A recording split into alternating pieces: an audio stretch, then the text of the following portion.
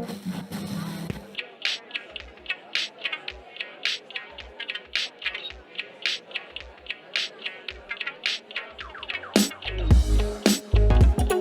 are listening to the People First podcast.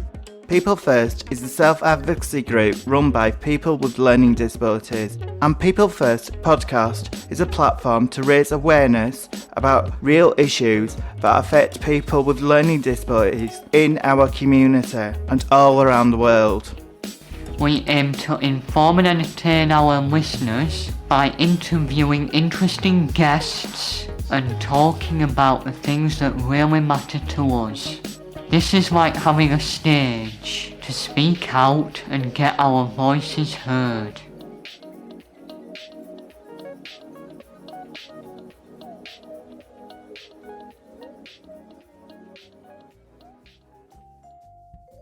Our UK listeners may be aware that there are some local elections coming up on May the 5th. So on this episode of our podcast, you will hear our conversation with Megan Taylor and Hamza Madni from Promote the Vote. Voter turnout in local elections is typically quite low in the UK, and Promote the Vote is running a campaign in the Bradford district to encourage more people with learning disabilities to vote. Our podcast team prepared some questions for Megan and Hamza so that we could learn about the important work that they do and learn about why it's important to vote, particularly when it comes to local elections. Hello, I'm Gary. Can you tell me a bit about yourselves, please, and who you are? So my name is Megan Taylor. I work for Bradford Council in the Department of Health and Wellbeing. My role is a preparation for adulthood coordinator. So I work with young people, mainly in our Into Employment programme, and I also get involved in project work such as the Promote the Vote project. Hi guys, my name's Hamza Madni. I'm a social worker within the CTLD team. So we work with individuals that have a learning disability over the age of 18. And yeah, that's about it. The first question is, what is Promote the Vote? So Promote the Vote is a project that started in 2018, and it's kind of developed every year into adding a bit more. And the main idea around the project is to empower people with learning disabilities to vote and to give them the information on their right to vote, the democratic process, so they can get the choice to register to vote and to go out and vote if that's something that they wish to do so. It started off with just mainly being admin-based tasks in sending out resources to different people living in supported living properties across the district, and it's kind of progressed into a much more, it's kind of like an integral project in our department, where every year our social workers and students get involved in visiting people in supported living properties to talk about their right, to help them to register to vote if that's what they want to do, to take them to vote on the day of the elections. And we've found that this project has been really successful in increasing the number of people with learning disabilities who are registered to vote and actually voting. So, for example, back in 2019, 5 people within our target audience voted, which was a really great start for us. And if you compare the numbers to last year, for last year's local elections, this number increased to 26 people.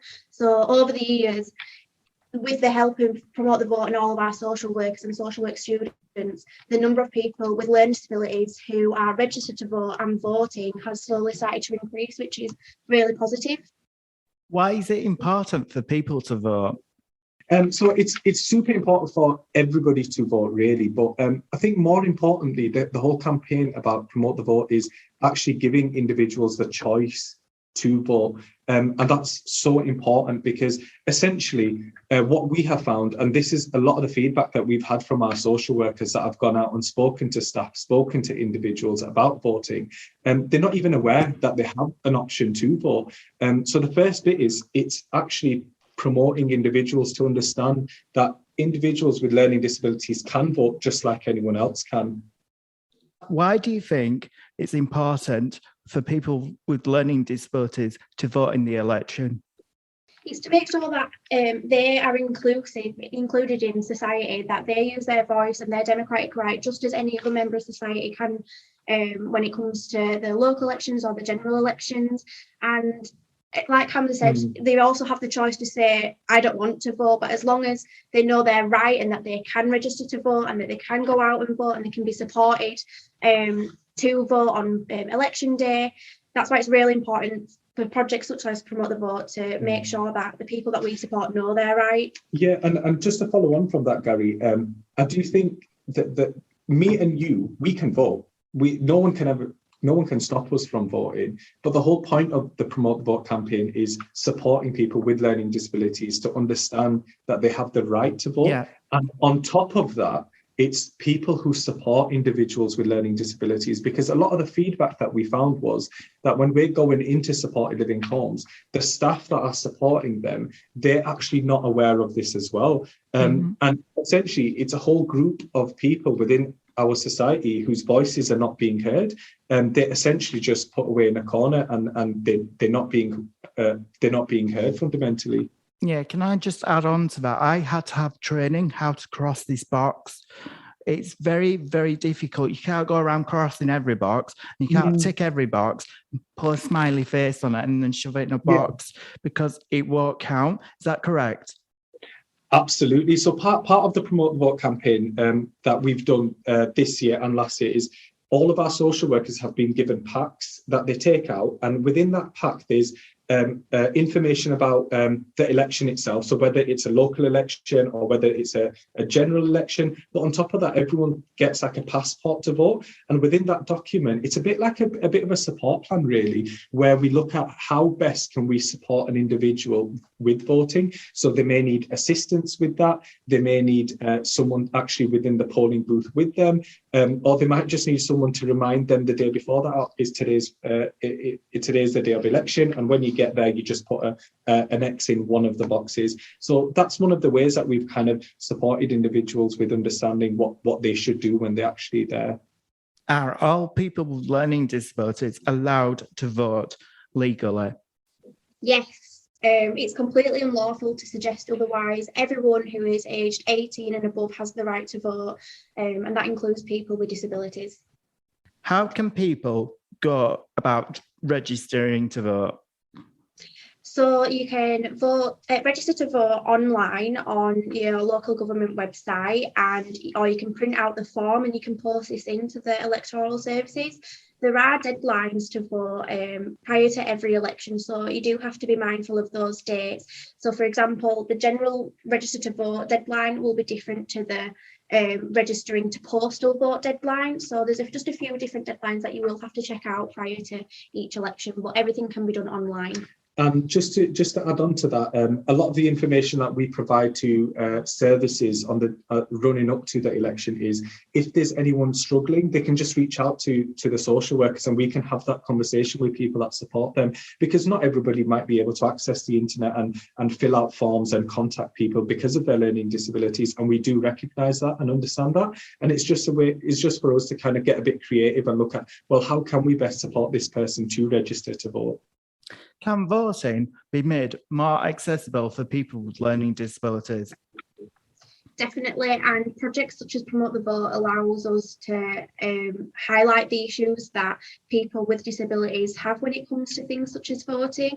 So, like Hamza said, we have provide packs to our social workers that they then pass on to people with disabilities, and they include easy read guides on voting. So these should be much more widespread, including party manifestos being easy read guides being more available, so that people with learning disabilities actually know what's out there and what option they have got to vote for. One way that we do aim to make election day more accessible for the people we support is by hosting mock polling stations.